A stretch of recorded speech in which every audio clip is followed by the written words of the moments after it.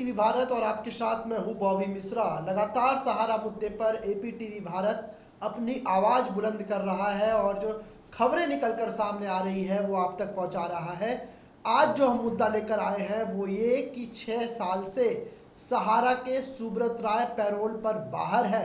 आखिर किस कानून के तहत वो बाहर है? हमारे साथ इस पूरी परिचर्चा में बातचीत के लिए मौजूद है सीनियर जर्नलिस्ट और सहारा के एक्सपर्ट चरण सिंह राजपूत जी। सर, बहुत बहुत स्वागत है आपका हमारे स्टूडियो में। Thank you. लगातार एपीटीवी ये चर्चा कर रही है सहारा मुद्दों को लेकर के कि सहारा निवेशकों के जो पैसे हैं उसके हक की लड़ाई हम अब लड़ रहे हैं। तो लगातार 6 साल से सहारा के सुब्रत राय पैरोल पर बाहर है। आखिर कौन सी ये कानून है जो ये इजाज़त देता है कि आप बाहर रहिए?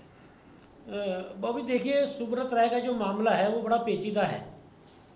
और ये जो सुब्रत राय जो है निवेशों के मामले में, मैं इसकी थोड़ी डिटेल से आपको बता दूं। जब सुब्रत राय 2008 के आसपास आईपीओ क्षेत्र में आने की योजना बनाई तो सेबी में जो बोर्ड मेंबर थे केएम अब्राहिम, उन्होंने इनकी जो है उसमें एक बड़ा घोटाला पकड़ा निवेशकों को पैसे ना देने का। 2 कंपनियां उसमें थी, सहारा रियल एस्टेट कॉरपोरेशन और सहारा हाउसिंग इन्वेस्टमेंट कॉरपोरेशन।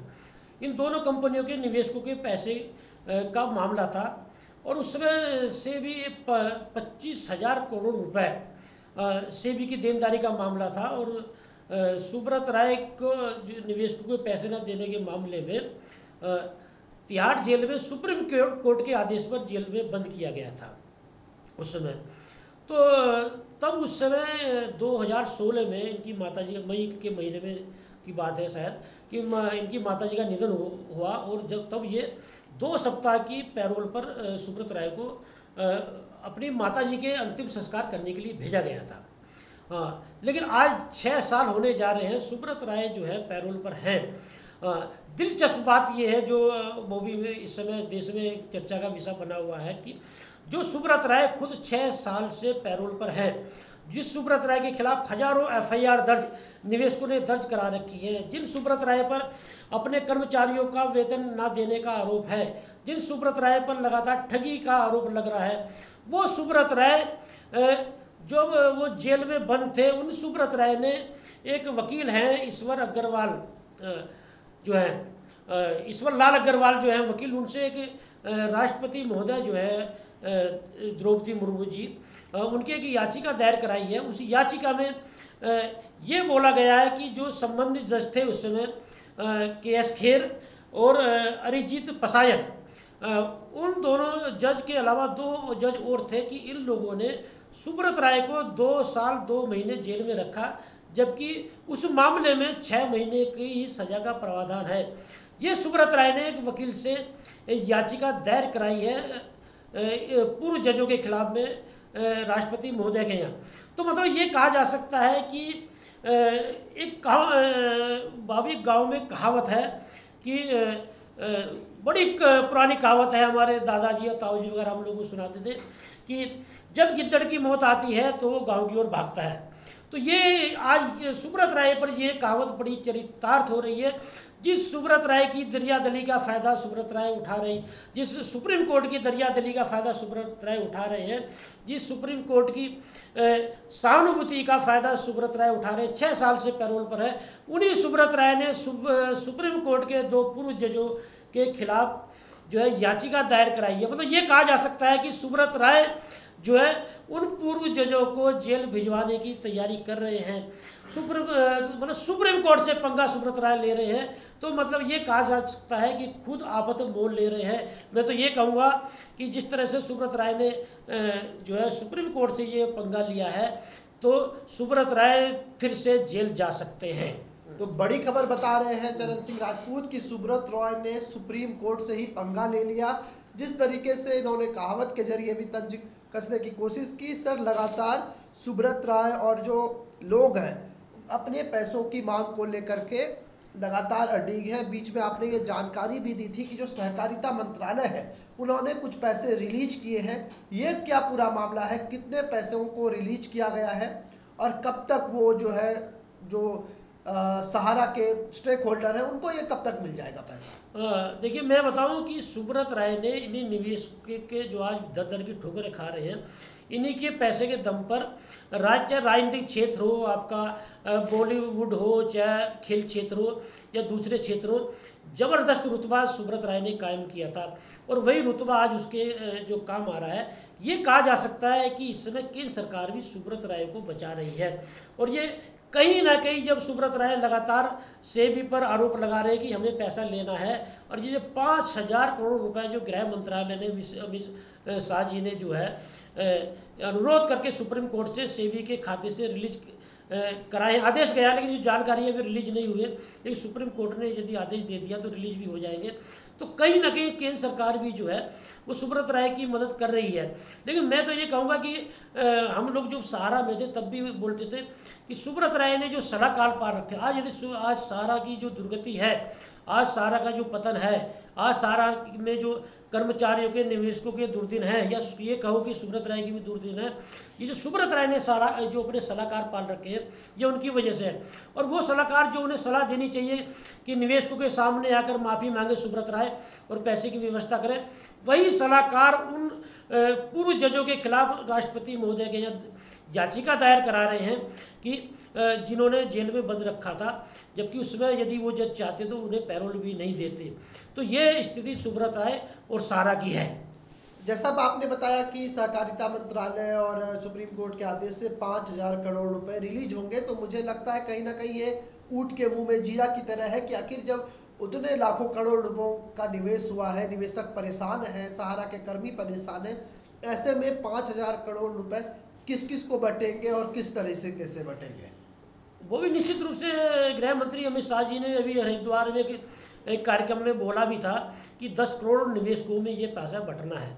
यदि आप गणित भी लगाएंगे 10 करोड़ निवेशकों में यदि 5,000 करोड़ रुपए बांटे जाएंगे तो 500 रुपये एक निवेशक के हिस्से में आते हैं और 2 लाख करोड़ से ऊपर का जो है वो भुगतान निवेशकों का बताया जा रहा है। बड़ा झमेला है। देखिए, सरकार में आप भी जानते हैं, हम भी जानते हैं, सरकार की क्रियाकलाप कैसे होते हैं, गतिविधियाँ कैसे होती हैं और सरकार से पैसा कैसे मिलता है। बड़े पेच है उसे 5,000 करोड़ रुपए में भी। लेकिन मैं ये कह सकता हूँ कि जो लोकसभा चुनाव आ रहे हैं 2024 के, उनको देखते हुए केंद्र, क्योंकि निवेशकों ने एक नारा दिया है कि पहले भुगतान फिर मतदान।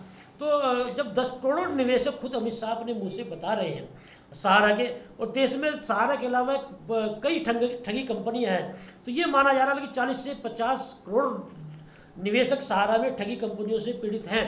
तो केंद्र सरकार को कहीं ना कहीं ये लगा कि यदि ये पीड़ित भारतीय जनता पार्टी के खिलाफ खड़े हो गए तो लोकसभा चुनाव में इसका जो है नतीजा भुगतना पड़ सकता है। तो ये कहीं ना कहीं जो 5,000 करोड़ रुपए जो रिलीज कराए हैं सेबी से गृह मंत्री अमित शाह जी ने, तो कहीं ना कहीं लोकसभा चुनाव को माहौल बनाने के लिए कराए गए हैं। तो मेरा अपना मानना ये है कि यदि निवेशक और प्रयास करेंगे, जैसे 24,000 करोड़ रुपए जो है वो सेबी के खाते में बताए जा रहे हैं, तो यदि 5,000 करोड़ रुपए ये यदि रिलीज होते हुए तो और जो 19,000 करोड़ रुपए सेबी के खाते पर बचते हैं, तो कम से कम निवेशक जो है वो पैसे तो निकलवा ही सकते हैं। और यदि निवेशक चाहते कि मैं बिल्कुल आज APTV भारत के इस कार्यक्रम के माध्यम से जो निवेशक हमारे साथी हैं, जो आंदोलन कर रहे हैं हमारे साथी, उनसे क्या देना चाहता हूँ कि साथियों, 2024 का ये चुनाव जो है, इस चुनाव से पहले यदि आपने पैसा निकलवा लिया तो निकलवा लिया, बाद में कोई उम्मीद नहीं है। इसी दबाव में आप पैसा निकलवा सकते हो, क्योंकि सरकार ही है जो पैसा आपका दिलवा सकती है। सुब्रत राय से दूर दूर तक कहीं से पैसे की उम्मीद नहीं की जा सकती, क्योंकि मैंने बहुत करीब से देखा है। वो भी मैं बताऊँ आपसे, यदि आज बात चल रही है, जब सहारा में थे, जब सुब्रत राय 2014 में जेल में बंद हुए, तो सुब्रत राय ने एक पत्र लिखा था उस समय अपने कर्मचारियों को कि आपका स्वाभिमान जेल में बंद है, आप छुड़ाइए। आपको जानकर आश्चर्य होगा कि सुब्रत राय के एक पत्र पर 1250 करोड़ रुपए सहारा में जमा हुआ था सुब्रत राय को छुड़ाने के नाम पर। और जब हम लोगों ने सहारा में 2016 में आंदोलन किया, तो एक प्रतिनिधिमंडल सुब्रत राय ने तिहाड़ जेल में, उस समय तिहाड़ जेल में बंद थे सुब्रत राय, बुलाया था। तो सुब्रत राय जो है, उस समय मैं उस प्रतिनिधिमंडल में मुख्य रूप से मौजूद था, तो वो मुद्दा मैंने सुब्रत राय के सामने उठाया कि सर, आपके पत्र पर मुझे जो जानकारी है वो 1250 करोड़ रुपए जमा हो चुका है। और उसमें सुब्रत राय को एक किस्त बांट दी थी सेबी ने, सुप्रीम कोर्ट के आदेश थे। 500 करोड़ रुपए उसमें सुब्रत राय को देना था। मैं सर 500 करोड़ रुपए देना है, 1250 करोड़ रुपए जमा हो चुका है, आप देखें मुझे। तो मैंने खुद बोला था, कह रहे नहीं यार चरण सिंह, मुझे किसी दूसरे मद में जरूरत थी पैसे की, इसलिए मुझे वो पत्र लिखना पड़ा। मतलब कितना बेशरम आदमी है, कितना जो है ठगी, कितना बड़ा ठग है। और स्वीकार भी कर रहा है सुब्रत राय। सुब्रत राय ने उस समय स्वीकार किया कि मुझे दूसरे मद में जरूरत थी। मतलब एक तरह से अपने ही कर्मचारियों को ठग लिया सुब्रत राय ने। और यहाँ तक बातें आती, हम तो सहारा में रहे कि जब 1999 में कारगिल युद्ध हुआ, और कारगिल युद्ध में जो हमारे सैनिक शहीद हुए थे, उनके परिजनों के मदद देने के नाम पे सुब्रत राय ने 10 साल तक अपने ही कर्मचारियों से जो है पैसे सैलरी में से काटे, 10 साल तक प्रति माह कटते थे। खुद सुब्रत राय सीना ठोक कर बोलते थे कि मेरा 10 लाख सदस्यों का परिवार है। 10 लाख सदस्यों में आप जो है देख लीजिए, प्रति माह यदि 200 रुपये भी कट रहे होंगे, अरबों खरबों रुपए सुब्रत राय ने कारगिल में जो शहीद हुए हमारे सैनिक, उनके परिजनों को मदद देने के नाम पर अपने ही कर्मचारियों से ठग लिए। कितने बड़ा सुब्रत राय ठग है, आप समझ लीजिए। और मैं तो कहता हूँ, यदि केंद्र सरकार यदि आज जांच बैठा ले, तो सुब्रत राय ने कारगिल में शहीद हुए हमारे सैनिकों की लाशों पर भी जो है अपने ही कर्मचारियों से उगाई की है। तो ऐसे सुब्रत राय से तो कोई उम्मीद नहीं करी जा सकती है। हाँ, 2024 का जो लोकसभा चुनाव है, उससे पहले यदि निवेशक यदि प्रयास करेंगे तो उनका पैसा काफ़ी हद तक निकल सकता है। तो निश्चित तौर पर एक बड़ी आबादी जो है सहारा के साथ जुड़ी थी, और उनका कहीं ना कहीं इमोशनल अटैचमेंट था सहारा के साथ। और जब 2024 के लोकसभा चुनाव आने हैं, तो ऐसे में क्या सहारा निवेशक एक बार फिर से अपनी जो उन्होंने प्रोटेस्ट किया था उसको फिर से वही रफ्तार देंगे, या फिर जो 5000 करोड़ रुपए जो सहकारिता मंत्रालय देने की बात कह रहा है, उसके बाद जो निवेशक है वो शांत है, क्योंकि जंतर मंतर पर अब उनका प्रतिनिधि दिखाई नहीं दे रहा। नहीं, वो भी बीच में थोड़ा लगा था कि उनके आंदोलन में शिथिलता आई है। लेकिन आज की तारीख में अभी मदन लाल आज़ाद से मेरी बात हुई थी, उन्होंने राष्ट्रीय व्यापी जो है उनका जो संगठन है, जब तक राष्ट्रव्यापी उन्होंने सत्याग्रह छेड़ दिया है। उनका नारा है कि पहले भुगतान फिर मतदान, और वो तीसरी भारत यात्रा पर निकले। उधर जो ऑल इंडिया जन आंदोलन संघर्ष न्याय मोर्चा है, जो अभिदेव शुक्ल की अगुवाई में जो चल रहा है, कि वो लोग भी जो है अभी जो है उनका 29 तारीख को लखनऊ में बड़ा प्रोटेस्ट होने वाला है। जो सहारा का जो कमांड ऑफिस है लखनऊ में ही है, वो लोग सहारा का ऑफिस घेरने जा रहे हैं 29 तारीख को। तो ऐसा नहीं है कि आंदोलन रुक चुका। और उन्होंने तो एक तरह से ये भी कहना शुरू कर दिया कि जो गृह मंत्री अमित शाह ने जो 5000 करोड़ रुपए देने की बात की है सहकारिता मंत्रालय के माध्यम से, कि अभी इसे ही उन लोगों ने जुमला कहना शुरू कर दिया है। तो ऐसा नहीं है, वो लोग जो है लगातार प्रोटेस्ट कर रहे हैं। हाँ, ये मैं कह सकता हूँ कि यदि केंद्र सरकार ने इस समय जब सहारा के निवेशकों का भुगतान नहीं कराया, तो 2024 के लोकसभा चुनाव में एक बड़ा खामियाजा भारतीय जनता पार्टी को भुगतना पड़ सकता है। क्योंकि मेरी भी लगातार बातें होती है, लोग बड़े पीड़ित हैं। और मैं जानकारी दे दूं, इस बीच में सहारा के हजारों एजेंटों ने आत्महत्या की। इस बीच में एजेंटों की स्थिति ये है, क्योंकि आदमी अपने ही परिचितों से पैसा लेता है, घर में नहीं घुस पा रहे हैं अपने, उन्हें इतना तगादा है, किसी के एजेंट के घर में तोड़फोड़ करती है, बदसलूकी करते हैं। और यहाँ तक भी कहा जा रहा है कि किसी की संपत्ति जो घर पे जो होती, कई बार तोड़फोड़ करके उनके घर पे, जैसे किसी के मवेशी हैं कुछ, उन्हें भी खोलने का प्रयास किया गया है। तो बड़ी दिक्कत है निवेशकों के सामने। और इस समय कम से कम सारा निवेशक तो जो है केंद्र सरकार से बड़े आक्रोशित हैं। और यदि केंद्र सरकार, हाँ, दोनों चीज़ें हैं। आज मैं APTV भारत के इस कार्यक्रम के माध्यम से यदि भारतीय जनता पार्टी के नेता इस कार्यक्रम को सुनेंगे तो वो समझ लें दोनों चीज़ें हैं। यदि केंद्र सरकार ने सारा निवेशकों के साथ दूसरी ठगी कंपनी के निवेशकों का पैसा दिलवा दिया, तो बड़ा फायदा इसके भारतीय जनता पार्टी को होगा। और यदि सारा निवेशकों के अलावा दूसरे निवेशकों का पैसा दिलवाने में केंद्र सरकार विफल रहती है, तो बड़ा खामियाजा 2024 के लोकसभा चुनाव में भारतीय जनता पार्टी को भुगतना पड़ेगा। तो निश्चित तौर पर, साफ तौर से इन्होंने सारी जानकारी आपके सामने रखी कि किस तरीके से सुब्रत रॉय जो है पैरोल पर बाहर है, क्या कुछ कानून कहता है, सारी जानकारी ली। हम लगातार एपीटीवी भारत पर सहारा से जुड़े मुद्दों को उठा रहे हैं। आपकी क्या राय है, आपकी क्या प्रतिक्रिया है, कमेंट बॉक्स में कमेंट कर जरूर बताएं। फिलहाल एपीटीवी के स्पेशल कार्यक्रम में इतना ही। हमें दीजिए इजाजत। देश दुनिया की तमाम खबरों के लिए देखते रहिए एपीटीवी। लेटेस्ट खबरों के लिए सब्सक्राइब करें हमारा YouTube चैनल